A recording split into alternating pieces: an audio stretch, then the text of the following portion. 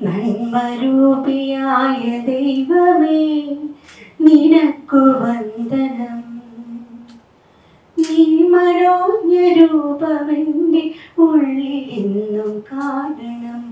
നിൻ മനോജ്ഞ രൂപമെൻ്റെ ഉള്ളിലെന്നും കാണണം. നന്മരൂപിയായ ദൈവമേ നിനക്കു വന്ദനം. വിദ്യയും വിശുദ്ധിയും സ്വഭാവശുദ്ധിയും സദാ, വിദ്യയും വിശുദ്ധിയും സ്വഭാവശുദ്ധിയും സദാ, ഭക്തിയും വിവേകവും തരേണമേ ദയാനിധേ. നന്മരൂപിയായ ദൈവമേ നിനക്കു വന്ദനം. ആദ്യം തന്നെ ദൈവത്തിന് നന്ദി. വേദിയിലിരിക്കുന്ന പ്രസിദ്ധ സംവിധായകരായ എൻ്റെ ഗുരുസ്ഥാനീയരായ Jose Thomas sir, Mecartin sir, Marthandan sir, പിന്നെ അത് കൂടാതെ സിനിമാ മേഖലയിലെ പ്രമുഖ വ്യക്തിത്വങ്ങളെ, ശരിക്കു പറഞ്ഞാൽ എൻ്റെ ജീവിതത്തിലെ ഒരു ധന്യമുഹൂർത്തം എന്ന് വേണമെങ്കിൽ ഈ ഒരു അവസരത്തെ വിശേഷിപ്പിക്കാനായിട്ട് സാധിക്കും. കാരണം കഴിഞ്ഞ ഒരു 3 വർഷത്തിനുള്ളിൽ ഒരു 13 സിനിമകൾ ചെയ്യാനുള്ള ഭാഗ്യം എനിക്ക് ലഭിച്ചു. അതില് 4 സിനിമകൾ ഓൾറെഡി റിലീസ് ചെയ്തു. 9 സിനിമകൾ റിലീസ് ചെയ്യാനായിട്ട് വെയിറ്റ് ചെയ്യുന്നു. ഒരുപക്ഷെ മലയാള സിനിമയിൽ ചിലപ്പോ ആദ്യമായിരിക്കും ഒരു വ്യക്തി, ഒരു പ്രൊഡ്യൂസർ 9 സിനിമകളുമായി റിലീസിംഗ് സാധിക്കും. കുട്ടിക്കാലത്ത് സിനിമ എന്ന് പറയുന്നത് എന്നെ സംബന്ധിച്ചിടത്തോളം വെറും ഒരു സ്വപ്നം കാണാൻ മാത്രം കഴിയുന്ന ഒന്ന് മാത്രമായിരുന്നു. 5ഉം 6ഉം വയസ്സുള്ളപ്പോൾ അച്ചാച്ചന്റെ പെട്ടിക്കടയിൽ ഇരുന്ന് ഓരോ വെള്ളിയാഴ്ചകളിലും നോക്കാറുണ്ട് അടുത്ത സിനിമ, അടുത്തുള്ള തിയേറ്ററിലെ അടുത്ത സിനിമ എന്തായിരിക്കും എന്നുള്ളത്. അന്നൊക്കെ നസീർ സാറും സത്യൻ സാറും ഒക്കെ ആയിരുന്നു നായകന്മാരായിട്ടുണ്ടായിരുന്നത്. പിന്നെ കോളേജ് കാലത്താണ് നാടകം എന്നത് ശിരസിൽ കയറിയത്. കോളേജിൽ പഠിക്കുമ്പോൾ ഒരു മാസത്തിൽ ഒരു നാടകമെങ്കിലും ഞാൻ സ്റ്റേജിൽ അവതരിപ്പിക്കാറുണ്ടായിരുന്നു, അറ്റ്ലീസ്റ്റ് 1 ഡ്രാമ. നാടകം കഴിഞ്ഞ് സിനിമ ഒരു ഭ്രമമായിട്ട് ആവേശമായിട്ട് മാറിയപ്പോൾ സത്യനന്ദിക്കാട് സാറിനെയാണ് ഞാൻ ആദ്യമായിട്ട് സമീപിച്ചത്. കാരണം സത്യനന്ദിക്കാട് സാറിന്റെ ഭാര്യ നിമി ചേച്ചി എൻ്റെ ഇളയമ്മയുടെ തൊട്ടടുത്ത വീടാണ് അവരുടെ വീട്. എൻ്റെ ഇളയമ്മയുടെ അടുത്ത സുഹൃത്തു കൂടിയാണ്. അങ്ങനെ സത്യൻ ചേട്ടന്റെ അടുത്ത് പോയി അഭിനയത്തിന്റെ ഒപ്പം തന്നെ, അഭിനയമോഹം വെളിപ്പെടുത്തിയതിനൊപ്പം തന്നെ ഒരു കഥയും അദ്ദേഹത്തിന്റെ ഒപ്പം പറഞ്ഞു. അദ്ദേഹം പറഞ്ഞു, മനോജ്, സിനിമ എന്ന് പറഞ്ഞാൽ ഒരു ഗാംബ്ലിംഗ് ആണ്. അവിടെ ആര് ജയിക്കും ആര് തോൽക്കും എന്നൊന്നും പറയാൻ സാധിക്കില്ല. നിന്നെ സംബന്ധിച്ചിടത്തോളം ഇപ്പൊ വേണ്ടത്, നിന്റെ വീട്ടിലെ സാമ്പത്തിക സ്ഥിതിയും മറ്റും വെച്ച് നോക്കുമ്പോൾ ഇപ്പൊ വേണ്ടത് ഒരു ജോലിയാണ്. കാരണം സാമ്പത്തികമായിട്ട് വളരെ പിന്നോക്കം നിൽക്കുന്ന ഒരു കുടുംബത്തിലെ ഒരു വ്യക്തിയായിരുന്നു. അച്ഛൻ ഡ്രൈവറായിരുന്നു, അമ്മ ഒരു പ്യൂണായിരുന്നു. അങ്ങനെയുള്ള ഒരു കുടുംബത്തിൽ നിന്നും വന്ന എനിക്ക്, നിങ്ങൾക്കറിയാലോ, സിനിമ എന്നത് വെറും ഒരു സ്വപ്നം മാത്രമായിരുന്നു. എഞ്ചിനീയറിംഗ് ബിരുദം കഴിഞ്ഞ് ജോലി അന്വേഷിച്ച് ഉത്തരേന്ത്യയിൽ കറങ്ങി, ഒരുപാട് സ്ഥലങ്ങളിൽ കറങ്ങി. അവസാനം KSEBയിൽ എഞ്ചിനീയറായിട്ട് ജോലി കിട്ടി. KSEBയിൽ 10 വർഷം ജോലി ചെയ്തതിന് ശേഷം ഞാൻ ദുബായ് എന്ന് പറയുന്ന നഗരത്തിലേക്ക് പോവുകയാണ്. അവിടെ വെച്ചാണ് എനിക്ക് സത്യം പറഞ്ഞാല് കുറച്ച് പൈസ ഉണ്ടാക്കാൻ പറ്റി. അങ്ങനെ ഒരു സുപ്രഭാതത്തിൽ ഞാൻ ഒരു വ്യക്തിയെ, ഒരു ക്യാമറാമാനെ കാണാനിടയായി. ജിസ്ബിൻ എന്നാണ് അദ്ദേഹത്തിന്റെ പേര്. അദ്ദേഹം പറഞ്ഞു, മനോജ് സാർ, നമുക്കൊരു ചെറിയൊരു സിനിമ ഉണ്ടാക്കാം. അങ്ങനെ ആ ഒരു ചെറിയൊരു സിനിമയിൽ തുടങ്ങി. പിന്നെ ജയരാജ് സാറിനെ പരിചയപ്പെട്ടു. പിന്നെ ഒന്നിനു പുറകെ ഒന്നായിട്ട് ഇങ്ങനെ സിനിമകൾ വന്നു തുടങ്ങി. എനിക്ക് സത്യം പറഞ്ഞാല്, നമുക്കറിയാം സിനിമ എന്ന് പറഞ്ഞാൽ നമുക്കറിയാം, ഇപ്പൊ സിനിമകളൊക്കെ ചെയ്യുന്നത് വളരെയധികം, ചില സിനിമകൾ വിജയിക്കുന്നു, 90% സിനിമകളും അമ്പേ പരാജയപ്പെടും. അപ്പൊ സിനിമയിൽ നിന്ന് എന്തെങ്കിലും നേടിയോ എന്ന് ചോദിച്ചാൽ ഒന്നും നേടിയിട്ടില്ല എന്നുള്ളത് തന്നെയാണ് എനിക്ക് പറയാനുള്ളത്. പക്ഷേ ഞാനിപ്പോ അറ്റ്ലീസ്റ്റ് ഇങ്ങനെ നിങ്ങളുടെ മുമ്പിൽ ഒരു സംവിധായകന്റെ മേലങ്കി അണിഞ്ഞ് നിൽക്കുന്നത് തന്നെ നമ്മൾ നേട്ടം എന്ന് പറയുന്നത് വെറും ഒരു സാമ്പത്തികമായിട്ടുള്ള ഒരു നേട്ടം മാത്രമായിട്ട് നമ്മൾ കരുതരുത്. ജീവിതത്തില് നമ്മൾ നേടുന്നതെല്ലാം വെറും ഒരു സാമ്പത്തികമായിട്ടുള്ള നേട്ടം എന്ന് ഒരിക്കലും നമ്മൾ കരുതരുത്. നമ്മളുടെ ആഗ്രഹങ്ങൾ, മോഹങ്ങൾ, ചിന്തകൾ ഇതെല്ലാം പൂർത്തീകരിക്കാൻ കഴിഞ്ഞാൽ നിങ്ങളുടെ ജീവിതം സാർത്ഥകമായി എന്ന് എനിക്ക് പറയാനുള്ളത്. ഒരുപാട് പൈസ നമ്മൾ ഉണ്ടാക്കി കുമിഞ്ഞ് കൂമ്പാരമാക്കി വെച്ച് നാളെ മക്കൾക്ക് വേണ്ടിയിട്ട് മാറ്റി വെച്ചത് കൊണ്ട് നിങ്ങളുടെ ജീവിതം സാർത്ഥകമാവില്ല. നിങ്ങൾക്ക് എന്തൊക്കെ പാഷൻ ജീവിതത്തിലുണ്ടോ അതെല്ലാം നിങ്ങൾ ഇവിടെ സാർത്ഥകമാക്കാൻ നോക്കണം. അങ്ങനെയാണ് കോളേജ് വിദ്യാഭ്യാസ കാലത്ത് രാഷ്ട്രീയം തലക്കി പിടിച്ചപ്പോൾ എനിക്ക് സത്യം പറഞ്ഞാൽ ബിടെക് കാലത്ത് മര്യാദയ്ക്ക് പഠിക്കാൻ തന്നെ പറ്റിയിരുന്നില്ല. രാഷ്ട്രീയമായിരുന്നില്ല. പിന്നീടാണ് എനിക്ക് പഠിക്കണം എന്നുള്ള ചിന്ത മനസ്സിൽ വന്നത്. അങ്ങനെ ഞാൻ എന്ത് ചെയ്തു? എനിക്കൊരു ആഗ്രഹമായിരുന്നു ഡോക്ടർ ആവണം, എഞ്ചിനീയർ ആവണം, അഡ്വക്കേറ്റ് ആവണം. ശരിക്കുള്ള ഡോക്ടർ ആവാൻ പറ്റിയില്ലെങ്കിലും ഞാൻ PhD എടുത്ത് ഡോക്ടറേറ്റ് കിട്ടി ഡോക്ടറായി. എഞ്ചിനീയറിംഗ് ആണെങ്കിൽ M.Tech-ഉം B.Tech-ഉം എടുത്തു, MBA എടുത്തു, LLB എടുത്തു. അങ്ങനെ എന്തൊക്കെ നമ്മുടെ മനസ്സിൽ ആഗ്രഹമുണ്ടോ അതെല്ലാം നേടി. ഈ 56-ാം വയസ്സിൽ ഞാൻ വിമാനവുമായിട്ട് ആകാശത്തേക്ക് കുതിക്കുമ്പോൾ അതും എന്റെ കുട്ടിക്കാലത്ത് ഒരു ചെറിയൊരു മോഹമായിരുന്നു. ഇപ്പോഴും ഞാൻ വിമാനം പറത്തിക്കൊണ്ടിരിക്കുകയാണ്. ഞാൻ ഒഴിവ് സമയങ്ങളിൽ പോയിട്ട് വിമാനം പറത്തും കാസർഗോഡ്. എന്റെ കുട്ടിക്കാലത്ത് ആഗ്രഹം ആയിരുന്നു.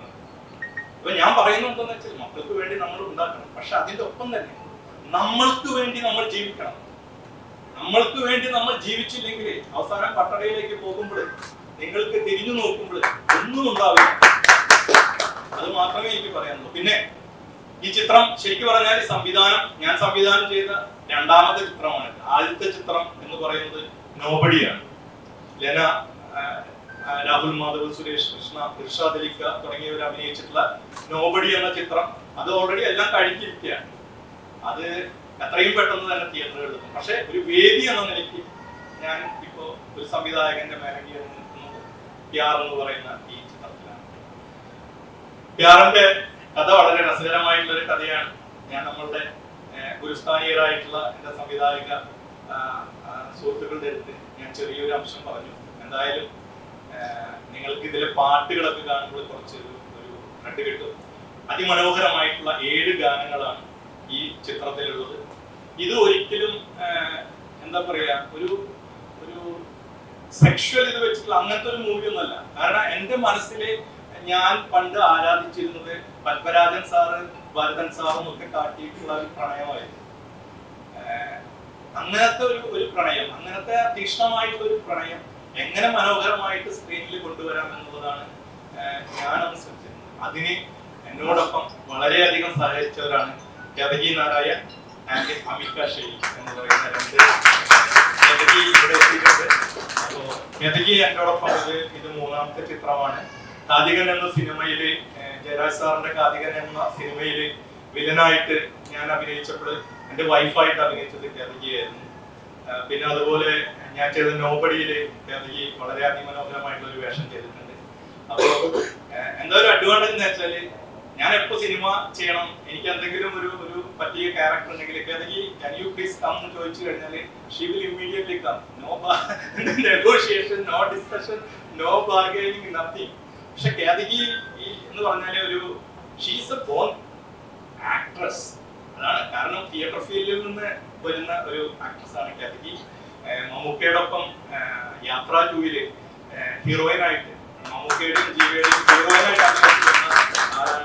ഭാഗ്യത്തിന് എനിക്ക് എന്റെ സിനിമ സംവിധാനത്തിൽ എനിക്ക് യദഗിയുടെ ഫ്രെയിംസ് ഒപ്പിയെടുക്കാൻ പറ്റില്ല. റിയലി ദൈവം എന്നെ കാത്തു എന്ന് വേണമെങ്കിൽ പറയാം. അത്രയും മനോഹരമായിട്ടുള്ള ഒരു അഭിനയമാണ് യദഗി ഈ ഫിലിമില് കാഴ്ചവെച്ചിട്ടുള്ളത്. It's a wonderful acting from your side. Anyway we can see all these things. എന്തായാലും ഈ ഒരു അവസരം തന്നതിന് ഞാൻ ജഗദീശ്വരനോട് നന്ദി പറയുന്നു. ഇനിയും നല്ല സിനിമകൾ ഇവിടെ ഉണ്ടാവട്ടെ. നല്ല സിനിമകൾ കൊണ്ട് ഒരു പൂക്കാലം ഒരുക്കാൻ മലയാളത്തിന് കഴിയട്ടെ, മലയാള സിനിമയ്ക്ക് കഴിയട്ടെ. നമ്മുടെ പ്രഗത്ഭരായിട്ടുള്ള സംവിധായകർ ഇവിടെ ഇരിക്കുന്നുണ്ട്. മാർത്താണ്ഡൻ സാറിന്റെ പുതിയ സിനിമ ഇറങ്ങാൻ പോകുന്നു. ജോസ് തോമസ് സാർ എന്ന് പറഞ്ഞു കഴിഞ്ഞാൽ 30-35 വർഷത്തിലധികമായിട്ട് മലയാള സിനിമയിൽ നിറഞ്ഞു നിൽക്കുന്ന ഒരു വ്യക്തിത്വമാണ്. മലയാളത്തിലെ പ്രഗത്ഭരായിട്ടുള്ള സംവിധായകരുടെ ഒപ്പം പ്രവർത്തിച്ചിട്ടുണ്ട്. സ്വന്തമായിട്ടുള്ള സംവിധാന മേഖലയിൽ കഴിവ് തെളിയിച്ചിട്ടുള്ള ഒരു വ്യക്തിയാണ്. പിന്നെ മെക്കാട്ടിൻ സാർ, റാഫി മെക്കാട്ടിൻ എന്ന് പറയുമ്പോൾ തന്നെ നമുക്കറിയാം തെങ്കാശിപ്പട്ടണം പോലെയുള്ള ഒരുപാട് സിനിമകൾ മലയാളത്തിന് സമ്മാനിച്ചിട്ടുള്ളത്. അങ്ങനെയുള്ള ഒരു വ്യക്തിത്വത്തിന് മുമ്പിൽ ഈ മൈക്കും പിടിച്ചുകൊണ്ട് പ്രസംഗിക്കാൻ എനിക്ക് അവസരം തന്ന ജഗദീശ്വരനോട് നന്ദി പറയുന്നു. നിങ്ങൾ ഓരോരുത്തരുമാണ് എൻ്റെ ശക്തി. എന്നെ കണ്ട് മനസ്സിലാക്കി ഈവൻ ദുബായിലുള്ള ഈ മിനി മനോജ് എന്ന് പറഞ്ഞു കഴിഞ്ഞാൽ ഞാൻ ആ കൂടി ഒരു തവണ മാത്രം കണ്ടിട്ടുള്ള ഒരു വ്യക്തിയാണ്. അവരിവിടെ ചെയ്യുകയാണ്. എല്ലാവർക്കും നന്ദി, നമസ്കാരം. മനോജേട്ടനും ഞാനും തമ്മിലുള്ള ഒരു സൗഹൃദത്തിന്റെ സിനിമയാണിത്. വേദിയിലിരിക്കുന്ന എല്ലാവർക്കും ആദ്യം പരിപാടി അറിയില്ല, അതുകൊണ്ടാണ് മലയാള സിനിമയിലെ ഏറ്റവും കൂടുതൽ നമ്മൾ ചിരിപ്പിച്ചിട്ടുള്ള റാഫി വെങ്കടേഷ് സാറും ജോസ് തോമസ് സാറും മാർത്താണ്ഡൻ സാറൊക്കെ വേദിയിലാണ് ഞാൻ നിൽക്കുന്നത്. എനിക്ക് വ്യക്തമായിട്ട് അറിയാം. കൂടാതെ ഈ ഒരു സിനിമ സംഭവിക്കുമ്പോൾ അതിൽ പാട്ടുകൾ വളരെ കുറവായിരുന്നു. രണ്ട് സ്ത്രീകൾ തമ്മിലുള്ള ഒരു ആത്മബന്ധത്തിന്റെ കഥയാണ് സിനിമയിലൂടെ പറയാൻ ശ്രമിച്ചത്. ആ സമയത്ത് ഇതിൽ കുറച്ച് പാട്ടുകൾ വേണം എന്ന് പറഞ്ഞപ്പോൾ നമ്മൾ കുറെ പുതിയ പേരുകൾ, ഇപ്പോഴത്തെ ഒരു ജെൻസി യുഗത്തിൽ നമുക്ക് പാട്ടുകൾ വളരെ കുറവുള്ള ഒരു കാലഘട്ടത്തിലൂടെയാണ് നമ്മൾ അമ്മമാരും പാട്ടുകളും സിനിമയിൽ നിന്ന് അപ്രത്യക്ഷമായിക്കൊണ്ടിരിക്കുന്ന കാലഘട്ടത്തിൽ എത്രമാത്രം പാട്ടുകളിൽ ഉൾക്കൊള്ളിക്കാം എന്നത് എന്റെ മനസ്സിന്റെ ഒരു ചിന്തയായിരുന്നു. എങ്ങനെ ഇതില് പാട്ടുകൾ അപ്പോൾ ഞാൻ ബേസിക്കലി കർണാട്ടിക് മ്യൂസിക് അക്കാദമി ആർമി മ്യൂസിക് കോളേജിൽ പഠിച്ചുകൊണ്ട് കുറച്ച് രാഗ ബേസ് ചെയ്ത കുറച്ച് കീർത്തനങ്ങൾ ഉപയോഗിച്ചുകൊണ്ട് അതിൽ കൊച്ചിയിലെ പ്രശസ്തരായ കുറെ സുബേഷ് എന്നൊക്കെ പറഞ്ഞ ഗിറ്റാരിസ്റ്റുകൾ, ഇൻസ്ട്രുമെന്റ് പ്ലേയേഴ്സിനെ കൊണ്ട് വെച്ചൊരു അൺപ്ലഗ്ഡ് വേഷം പോലെ കുറച്ച് പാട്ടുകൾ ഉണ്ടാക്കാനുള്ള ശ്രമം നടത്തി. വിജയിച്ചോ എന്നുള്ളത് നിങ്ങളാണ് തീരുമാനിക്കേണ്ടത്. അതിനൊരു ശ്രമം നടത്തി.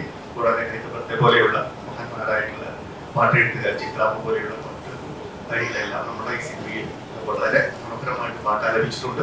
പുതിയ 7ഓളം പാട്ടുകാരും അതുപോലെ തന്നെ 7ഓളം പുതിയ പാട്ടെഴുത്തുകാരും ഈ സിനിമയിലൂടെ നമുക്ക് ഈ സിനിമാ ലോകത്തിന് പരിചയപ്പെടുത്താൻ സാധിച്ചിട്ടുണ്ട്. എന്തായാലും സന്തോഷം. ഇതിനുവേണ്ടി പ്രവർത്തിച്ച ഇൻസ്ട്രുമെന്റ് പ്ലേയേഴ്സ്, സ്റ്റുഡിയോ ഓർക്കസ്ട്രേറ്റ് ചെയ്തവർ, സ്റ്റുഡിയോ അതുപോലെ ഈ പടത്തിന് വേണ്ടി ഈ സംവിധായകർ എല്ലാവർക്കും ഞാൻ എൻ്റെ നന്ദി അറിയിക്കുന്നു. അതുകൊണ്ട് പാട്ടുകൾ കേൾക്കണം, അനുഗ്രഹിക്കണം. എല്ലാവർക്കും ഒരിക്കൽ കൂടി സാധിക്കും. ഈ ഗുഡ് ഈവനിങ്, നല്ലൊരു സായാഹ്നത്തിന് നന്ദി. ഈ മൂവിയെ കുറിച്ച് ഇപ്പോൾ കേൾക്കാം എന്നൊക്കെ പറഞ്ഞു. ഈ മൂവിയെ കുറിച്ച് എനിക്ക് ഒന്നും അറിയില്ല. ഇവിടെ വന്നതിന് ശേഷം കേട്ടതേ ഇരിക്കാം.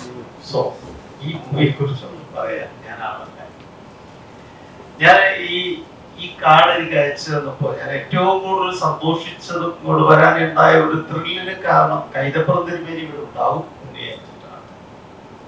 നിർഭാഗ്യവശാൽ അദ്ദേഹത്തിന് ഇവിടെ എത്താൻ കഴിഞ്ഞില്ല എന്ന് പറഞ്ഞു. തിരുമേനി ഒന്ന് കാണണമെന്ന് ഞാൻ കുറെ നാളായി വിചാരിച്ചു. അപ്പോഴാണ് ഒരു വേദിയിലുണ്ട് പറഞ്ഞപ്പോൾ എനിക്ക് വളരെ ത്രില്ലായിട്ട് തോന്നി. കാരണം എൻ്റെ ഈ പറഞ്ഞ തെങ്കാശിപ്പട്ടണം ഒക്കെ എഴുതിയ ഒരു വലിയ വ്യക്തിയാണ്. അത് എനിക്ക് ഒരിക്കലും മറക്കാനാണ്. വലിയൊരു വ്യക്തിത്വം. അത് പ്രത്യേകിച്ച് എനിക്ക് ഒരു ഓർമ്മ എൻ്റെ ഒന്ന് ഷെയർ ചെയ്യാണ്. ഞാനും ഇതിന്റെ സംഗീത സംവിധായകൻ സുരേഷും കൂടി കുറേ വർക്കൊക്കെ ചെയ്തിട്ട് ഞങ്ങൾ രാത്രി ഒന്ന് വിശ്രമിക്കാൻ വേണ്ടിയിട്ട് ഒരു സ്ഥലത്ത് കിടക്കുകയാണ്. അപ്പോൾ അന്ന് ദീപാവലിയായിരുന്നു. ദീപാവലിക്ക് ഈ ഇവിടെ യാതൊരു അനക്കവും ഇല്ല. സുരേഷിനോട് ഇതന്നെ ദീപാവലിയായിട്ട് ഇവിടെ ഒരു പൊട്ടാസ് പോലും ഇവിടേക്ക് ഇങ്ങനെയുള്ളൂ ദീപാവലി. അത് തമിഴ്നാട്ടിൽ വരണം, നിങ്ങൾ അവിടെ കാണണം ദീപാവലി എന്ന്. അവിടെ പൊട്ടാസ് സറമണി എല്ലാവർക്കും അതിമനോഹരമാണ്. അവിടെ ആളുകൾ ഞങ്ങളെല്ലാം ഇങ്ങനെ പാടും. റോഡിലൂടെ പൊട്ടാസ് ഇങ്ങനെ പൊട്ടിച്ച് പാടും. പൊട്ടാസ് സാർ കടിയത് കുടിയച്ച് കുടിയ നോറ് കേൾക്കടിയത് കുടിയാര കടി ഇങ്ങനെ പാടുന്നു. എടാ ആ പാടിയത് എനിക്ക് അത് എന്റെ പടത്തിന് ആവശ്യമാണ്. അത് ഇന്ന സ്ഥലത്ത് നമുക്ക് ഇങ്ങനെ പ്രയോഗിക്കാം. ഗുഡായിട്ട് നമുക്കത് കുറച്ചുകൂടി മ്യൂസിക് റിതമിക്കാൻ ചെയ്യും. പക്ഷെ ഒരു കാര്യം ഞാൻ പറഞ്ഞു, തമിഴിൽ തന്നെ വേണമെന്ന് പറഞ്ഞപ്പോ മറ്റുള്ളവർ പണിയില്ല, ഇത് മലയാളം വേണം, എന്റെ മലയാളം ഉണ്ടാക്കണം. ഇതെങ്ങനെ എന്റെ മലയാളം പറ്റുന്നു യാതൊരു ഐഡിയ ഇല്ലാതിരിക്കുമ്പോഴാണ് കൈതപ്പുറത്തിന് രാവിലെ വരുന്നത്. ഞാൻ പറഞ്ഞു ഇങ്ങനെ ഒരു സംഭവം ഉണ്ട്, അതൊന്ന് ഏറ്റെടുക്കണം. ഇതിന് കുറച്ചു നേരം ഒന്ന് കേട്ട് ഞാൻ പാടിക്കൊടുത്തോണ്ടിരുന്നു. പുള്ളി എഴുതി സിതാരധാര പെട്ടിച്ചിട്ട വെച്ച് താളം പെട്ടിച്ചിട്ട സ്വരം ഒരുക്കടി പാടരി സരിഗമ ഇത്ര കൃത്യമായ മീറ്ററിലാണ് വന്നു എന്നുള്ളതാണ്. ആ പൊട്ടാസാരപടി എന്നുള്ളതിന് സിതാരധാര പെട്ടി ഇങ്ങനെ ഇങ്ങനെ കൃത്യമായി എഴുതി തന്നപ്പോ എന്റെ മനസ്സിൽ ഉറപ്പായി ഈ സിനിമ സക്സസ് ആണ്, വിജയമാണ്. കാരണം എന്റെ ഒരു അനുഭവം ഞാൻ പറയും. എന്റെ ഒരു അനുഭവം എന്താന്ന് വെച്ചാൽ ഏറ്റവും ഒരു സിനിമയുടെ നിർണായകമായ ഒരു സമയമാണ് മ്യൂസിക് കമ്പോസിങ് ആൻഡ് ലിറിക്സ്. കാരണം ഇത് രണ്ടും അന്തരീക്ഷത്തിൽ നിന്ന് വരുന്നതാണ്. ബാക്കിയെല്ലാം തിരക്കഥയും കഥയും ഒഴിച്ചാൽ, ഈ മൂന്ന് കാര്യം ഒഴിച്ചാൽ ബാക്കിയെല്ലാം നമ്മുടെ മുന്നിൽ ഒരു സാധനമുണ്ട്, അതിലെ നമ്മൾ നോക്കിയാൽ മതി. ഇതൊന്നുമില്ല മുന്നിൽ, ആ കഥ മാത്രം മുന്നിൽ വെച്ചുകൊണ്ടാണ് ഏത് ഗാനരചയിതാവോ എഴുതാൻ പോകുന്നത്. ഇനി അത് പദവിന്യാസം നടത്തണം ഏത് സംഗീതത്തോടൊപ്പം, അത് അന്തരീക്ഷത്തിൽ നിന്ന് വരണം. ആ ഒരു മുഹൂർത്തം കൃത്യമാണെങ്കിൽ പടം ഹിറ്റാണെന്നാണ് ഞാൻ വിശ്വസിക്കുന്നത് എപ്പോഴും.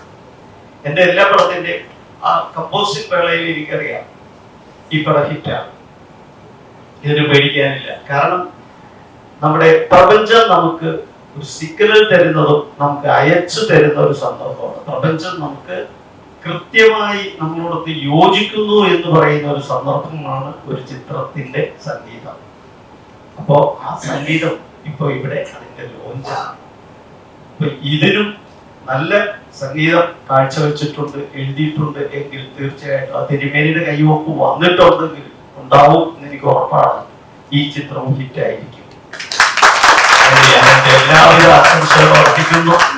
എല്ലാ ഈശ്വരാനുഗ്രഹങ്ങളും ഉണ്ടാകട്ടെ എന്ന് പ്രാർത്ഥിക്കുന്നു. നന്ദി.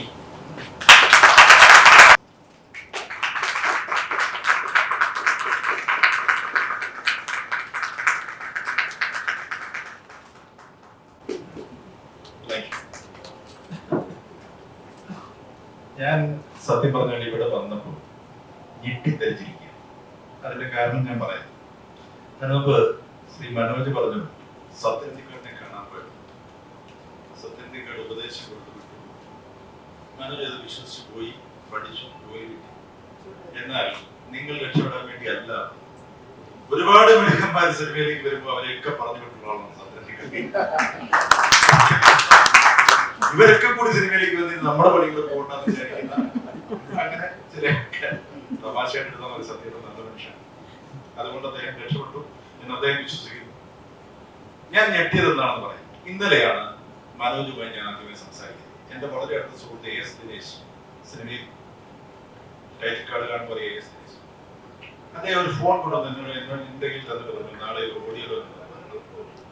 ഞാൻ പിന്നെ അദ്ദേഹത്തിന് സംസാരിക്കും. അപ്പോഴാണ് മനോജുമായി ഞാൻ ആദ്യമായി സംസാരിക്കുന്നത്.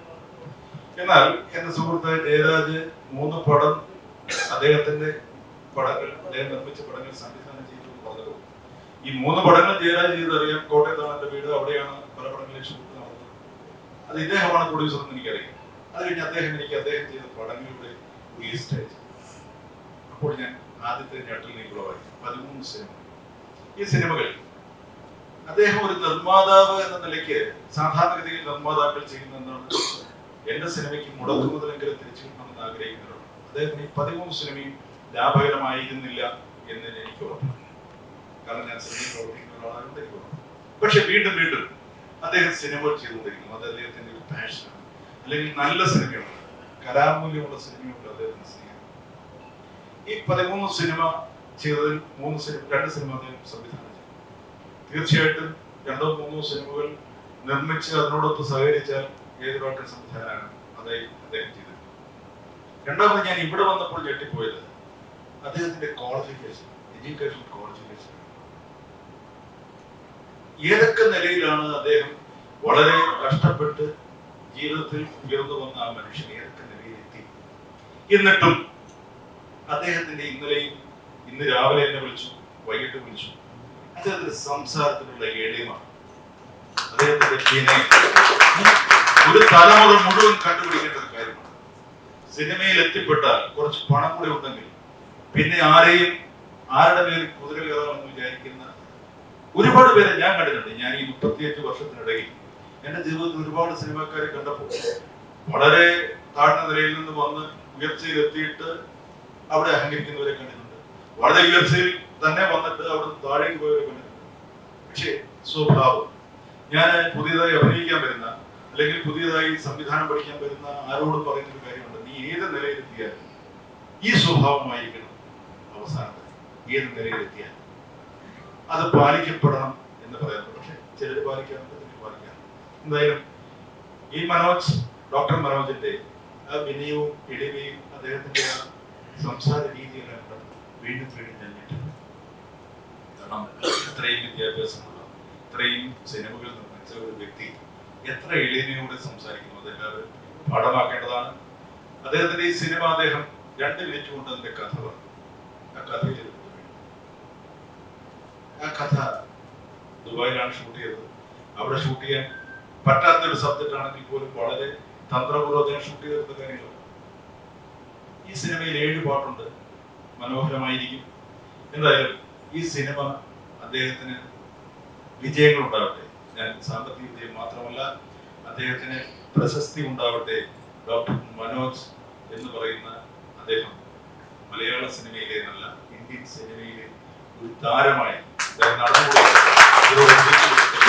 ആത്മാർത്ഥമായി ഹൃദയം തുറന്ന് പ്രാർത്ഥിച്ചുകൊണ്ട് അവസാനിപ്പിക്കുന്നു.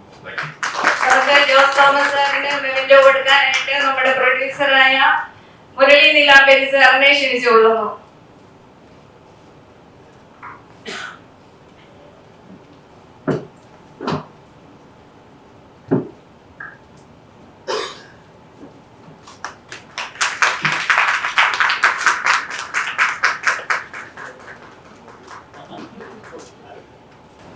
നമസ്കാരം. ജോസാറിന്റെ സാറിന്റെ കൂടെ വേദി വന്നതിനെ പറ്റി സന്തോഷമുണ്ട്. കൂട്ടുകാരായ ജയഗോറും ബിജുവും മനോജും ഷിബും ഒക്കെ ഉണ്ട് ഇവിടെ. പിന്നെ ഡോക്ടർ മനോജ് ഗോയൽ, തീർച്ചയായിട്ടും ഈ ജോസാർ പറഞ്ഞാൽ നല്ലൊരു വ്യക്തിത്വത്തിനുടമയാണ്. ഞാൻ അദ്ദേഹം ഇന്നാണ് കാണുന്നത് ആദ്യമായിട്ട്. ഇന്നലെയാണ് എന്നെ വിളിച്ചത്. അപ്പൊ ഞാൻ ഉറപ്പായിട്ട് വരാം. കാരണം അദ്ദേഹത്തിന്റെ സിനിമകളൊക്കെ നോക്കിയപ്പോൾ എല്ലാം നല്ല ക്വാളിറ്റി ഉള്ള സിനിമകളാണ്. നല്ല അത്തരം സാമ്പത്തിക ലാഭം നോക്കാതെ നല്ല സിനിമയെ സ്നേഹിക്കുന്ന ഒരു മനുഷ്യനായിട്ട് തോന്നി. പിന്നെ ഇന്ന് ഇവിടെ ഇരുന്നിട്ട് ഈ സിനിമയുടെ ഈ ഫോട്ടോ കണ്ടപ്പോൾ ഞാൻ ചോദിച്ചു, ഇങ്ങനത്തെ ഒരു സംഭവമാണെന്ന് ചോദിച്ചു. വളരെ മനോഹരമായിട്ടാണ് അദ്ദേഹം കഥ നരേറ്റ് ചെയ്യുന്നത്. ഒരു സംവിധായകൻ മനസ്സിലുണ്ടെന്ന് നമുക്ക് വ്യക്തമായിട്ട് മനസ്സിലായി. അദ്ദേഹം ഒരു നടനും കൂടാണ്. പിന്നെ ഇവിടെ പറഞ്ഞ അദ്ദേഹത്തിന്റെ ചരിത്രങ്ങളൊക്കെ. ഇങ്ങനെയൊക്കെ ഒരു മനുഷ്യനാകാൻ പറ്റുമോ നമ്മൾ. Thank you. അതുപോലെ തന്നെ ഇതിന്റെ മ്യൂസിക് ഡയറക്ടറായ റിനി ഗൗതം, അദ്ദേഹത്തിന്റെ പാട്ടുകളൊക്കെ നിങ്ങൾ അറിയാം. ജനപ്രിയയിലെ പാട്ടുകളൊക്കെ നല്ല പാട്ടുകളായിരുന്നു. അപ്പൊ തീർച്ചയായിട്ടും ഇതിലെ 7 പാട്ടുകൾ സൂപ്പർ ഹിറ്റ് ആകട്ടെ. പ്യാർ എല്ലാവർക്കും പ്യാറായി മാറട്ടെ എന്ന് പ്രാർത്ഥിച്ചോട്ടെ.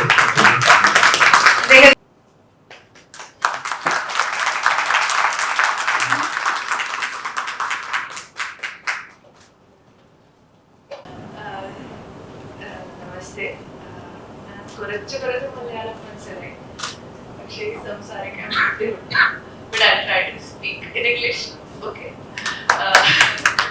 So actually, every girl's dream, like whenever you are a child, you are dancing on Chitra Ma'am's song, and you feel like as an actor you want to be visualized on her voice. And this was my childhood dream. I used to dance in front of mirror, imagining or playing her songs. And today that is actually happening. Like the manifestation is actually happening. And thank you, Manoj sir. I mean, when we were shooting this song, we didn't even know that she's coming on board or what will be the visuals, what exactly we're gonna do. But then I just saw the video and I'm feeling very overwhelmed that Chitra ma'am and I'm there on frame.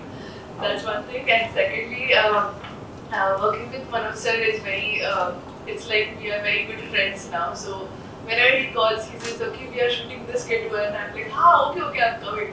Because the kind of comfort an actor wants to be on set and, create more freely, that is always there with Manoj sir. And even I also learned while shooting this, like, love is not just about, a male-female thing. It's like every song when I'm listening, I feel that it can also be for God. And there is something like Radha Krishna story we have told through a song. that I felt like the moment you start seeing one person like your God or a giver, the life becomes very beautiful, and that thought came through that song and it stayed with me forever. So thank you so much for making me part of this project. And you know, please speak here. Comment കൊടുക്കാനായിട്ട് ഞാൻ ക്ഷണിക്കുന്നത് actress ആയിട്ടുള്ള ലത ദൈസ് മാമിനെയാണ്.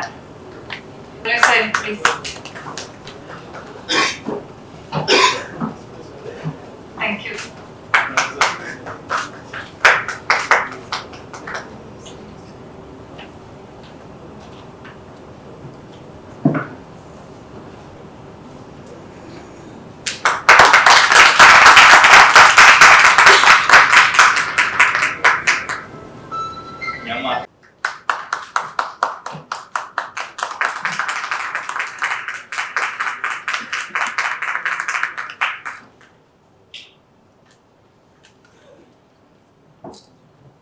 എല്ലാവർക്കും നമസ്കാരം.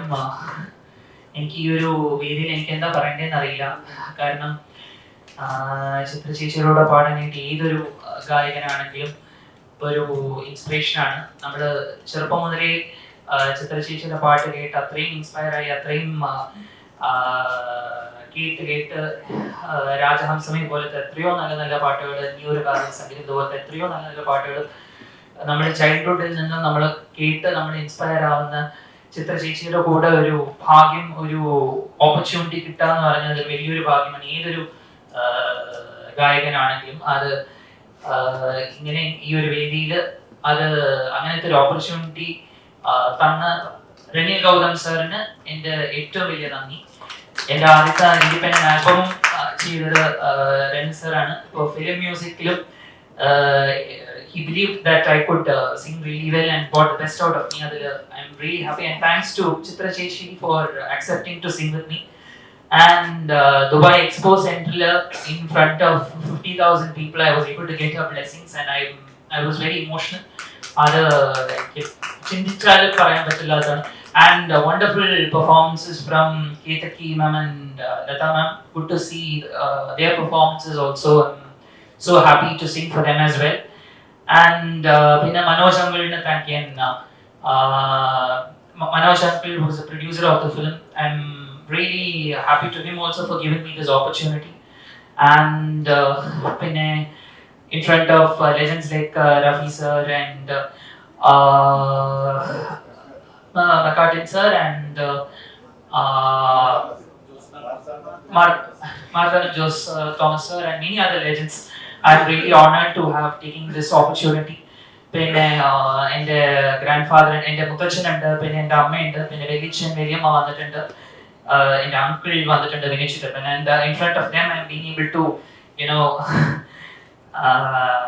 say all these things and get inspired. So I would just like to do only one thing, that is sing 4 lines of the song which I sang with Chitra Chechi. Okay, so this is for Chitra Chechi and for the wonderful audience here. തൂവൽ കിനാവേ പനിനീർ നിലാവേ മധുവിധു പൂക്കുന്ന രാവേ കണ്ണാടിയാരേ തിന്നൽ പിറാവേ കഥകളിയാടുന്ന പൂവേ മൗനങ്ങൾ പോലും താളങ്ങൾ തേടി നീയും ഞാനും ഒരു സ്നേഹാദ്ര സംഗീതമായി തൂവൽ കിനാവേ പനിനീർ നിലാവേ മധുവിധു പൂക്കുന്ന രാവേ. പിന്നെ എനിക്ക് ഏറ്റവും കൂടുതൽ താങ്ക് ചെയ്യാനുള്ളത് lyricist, legendary lyricist Kaidapram sir, who wrote the lyrics for the film. അതിലും I'm really inspired to have met him also and taken his blessings as well, and I'm so happy that I'm part of this kind of a wonderful venture. There's a long way to go still. For every singer it's about improving and doing better, so looking forward for more exciting ventures. Thank you.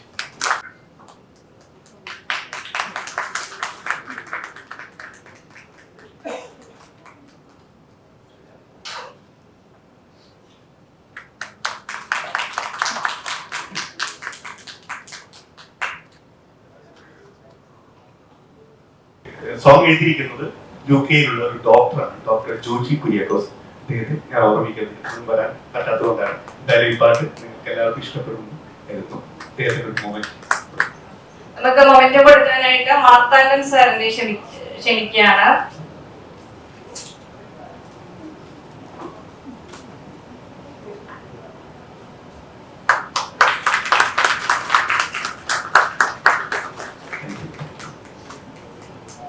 ഇത്രയും നല്ലൊരു വേദി, ഇത്രയും സംഗീതത്തിന് അത്രയും beautiful ആയിട്ടുള്ള തീമും സംഗീതവും എല്ലാം ഒത്തിണക്കിക്കൊണ്ടുള്ള ഒരു ഫിലിമാണ് PR എന്നുള്ളത്. മനോഗോപത്തിയാണ് ഇത്രയും നല്ലൊരു ഓഫർ ഞങ്ങൾക്ക് എല്ലാവർക്കും തന്നതിന്റെ പ്രിയ സുഹൃത്തും സംഗീത സംവിധായകനുമായിട്ടുള്ള റിനി ഗൗതം, അതുപോലെ നമ്മളെ പ്രിയങ്കരനായ ഡയറക്ടർ മനോഗോപത്തേട്ടൻ, എല്ലാവർക്കും ബാക്കി മഹാപ്രതിഭകൾക്കും എല്ലാവരും പേര് ഓർമ്മയില്ല, മഹാപ്രതിഭകൾക്ക് എന്റെ വിനീതമായ നമസ്കാരം. കാട്ടുപൂവ് എന്ന ആ ഒരു കവിതയിലൂടെയാണ് ഞാൻ സോഷ്യൽ മീഡിയയിലൂടെ വൈറലാവുന്നത്. ശ്രീ റിനി ഗൗതാണ് അതിന്റെ മ്യൂസിക് ചെയ്ത്, വിനോദ് പൂവക്കോട് ആണ് അതിന്റെ വരികൾ എഴുതിയിട്ടുള്ളത്. നിങ്ങൾക്ക് വേണ്ടി 2 വരി അത് പാടാം. ചിതറിത്തെറിക്കുന്ന ചിന്തകളിലെപ്പോഴും നിന്റെ പുഞ്ചിരിയൊന്നു മാത്രം, മഴവില്ല് പോലെ നീ മനസ്സിൽ തെളിയുമ്പോൾ ഉണരുന്നു എന്നിലെ മോഹങ്ങളും. കൃഷ്ണ തുളസി കതിർത്തുമ്പു മോഹിക്കും നിന്റെ വാർമൊടി ചുരുളിലെത്താൻ. പൂജക്കെടുക്കാത്ത പൂവായ ഞാനും മോഹിച്ചിടുന്നു നിന്നരികിലെത്താൻ. മണമില്ല മധുവില്ല പൂജക്കെടുക്കില്ല, താനേ വളർന്നൊരു കാട്ടുപൂവാണു ഞാൻ. വിടരും മുൻപേ കൊഴിയുന്ന ഇതളുള്ള പൂജക്കെടുക്കാത്ത കാട്ടുപൂവാണു ഞാൻ. Thank you. ഈ 2 വരി ഇത്രയും നല്ലൊരു പാർട്ടി ഫിലിമിലേക്ക് തന്നതിന് ഒരിക്കൽ കൂടി മനുവേട്ടനും ഹൃദയം നിറഞ്ഞ നന്ദി ഞങ്ങൾ എല്ലാ അർത്ഥത്തിലും നന്ദി പറയുന്നു. മായതൻ മധുസൂദന കാർമുകിൽ വർണ്ണ നിന്നെ കാണുവാൻ ഞാൻ ഇന്നലയുന്നു. മായതൻ മധുസൂദന കാർമുകിൽ വർണ്ണ നിന്നെ കാണുവാൻ ഞാൻ ഇന്നലയുന്നു. വേണുവിന്നാദം കേൾക്കേ മാനസം തന്നിൽ മേവും കമനീയ രൂപം കാണുന്നു ഞാൻ. കമനീയ രൂപം കാണുന്നു. അജിത ഹരേ ജയ മാധവ വിഷ്ണു അജമോഖ ദേവ.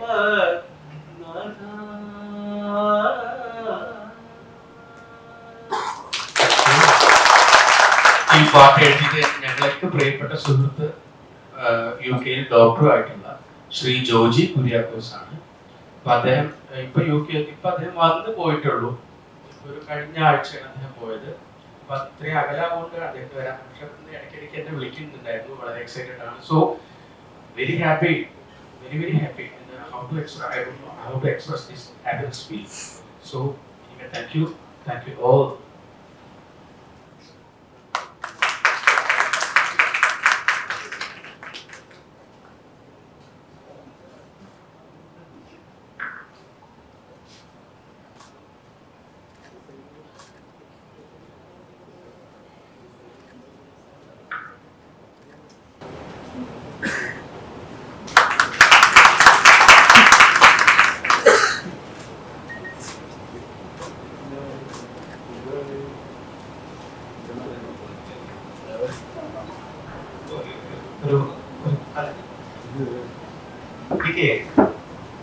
പാട്ടുകളെല്ലാം കേട്ടു. ഗംഭീരം, ഒരു തർക്കവുമില്ല.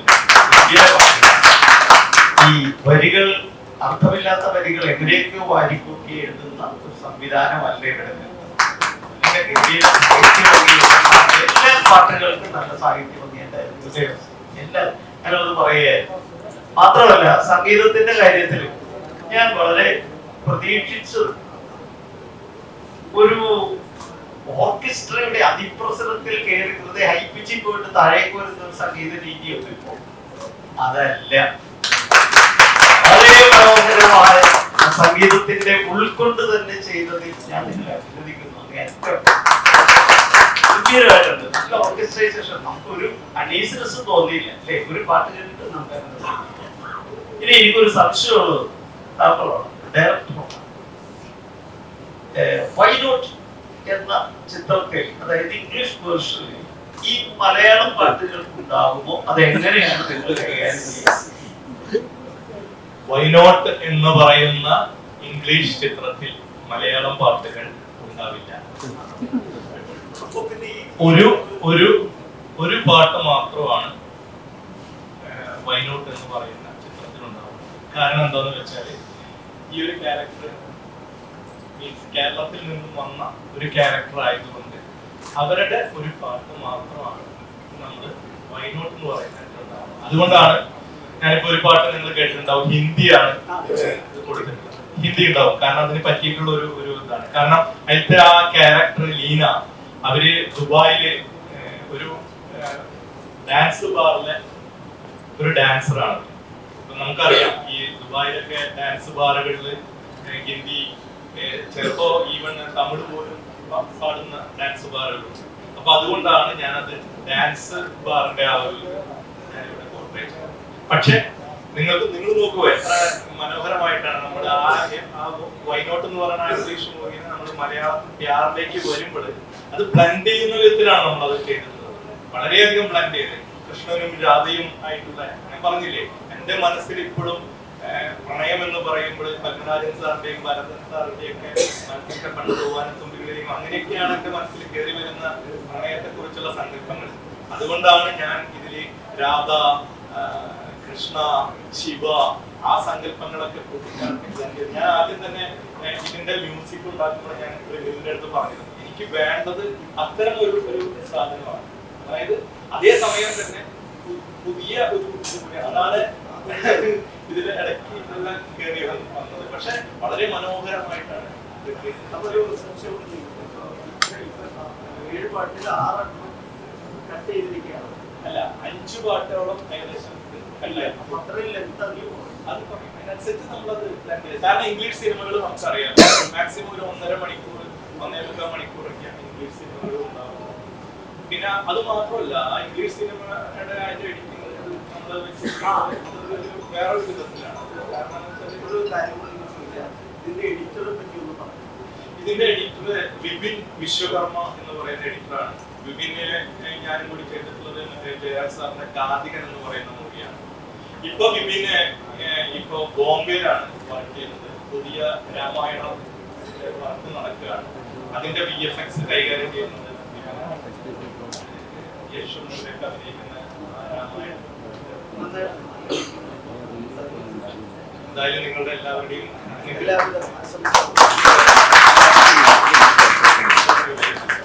ഇനിയിപ്പോ ഇതിലൊരു ദുബായ് സോങ് ഞാൻ പറഞ്ഞിരുന്നത്, ഒന്നുമല്ലാതായിരുന്ന എന്നെ എന്തെങ്കിലും ഒക്കെ ആക്കിയിട്ടുണ്ടെങ്കിൽ അതിന് നന്ദി പറയേണ്ടത് ഞാൻ എന്റെ പ്രിയ ദുബായിയോടാണ്. ഇവിടെ KICB ജോലി ചെയ്യുന്ന സമയത്ത് എന്തെങ്കിലും ഒരു കല്യാണം വന്നു കഴിഞ്ഞാൽ കോപ്പറേറ്റീവ് സൊസൈറ്റിയിൽ പോയിട്ട് ലോൺ എടുക്കണം. കാരണം നമ്മളൊന്നും കൈക്കൂലി വാങ്ങുന്ന ആളുകളൊന്നും ആയിരുന്നില്ല KICB വർക്ക് ചെയ്യുമ്പോൾ.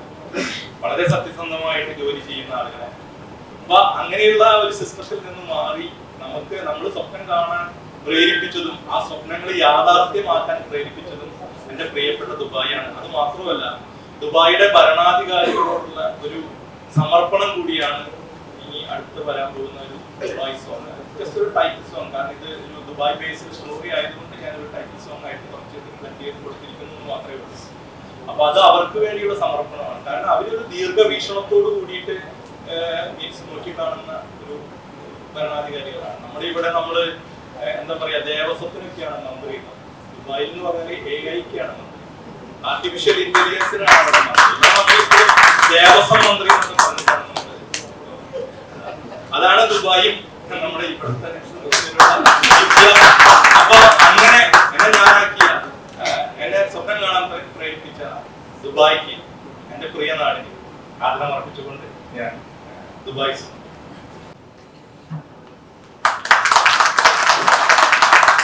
ഒരാൾ കൂടിയുണ്ട്. അത് ഇതിന്റെ ഇത്രയും മനോഹരമായിട്ട് ഈ രംഗങ്ങൾ ഒപ്പിയെടുത്തിട്ടുള്ള സുമേഷ് ശാസ്ത്ര എന്ന ഛായാഗ്രാഹകൻ.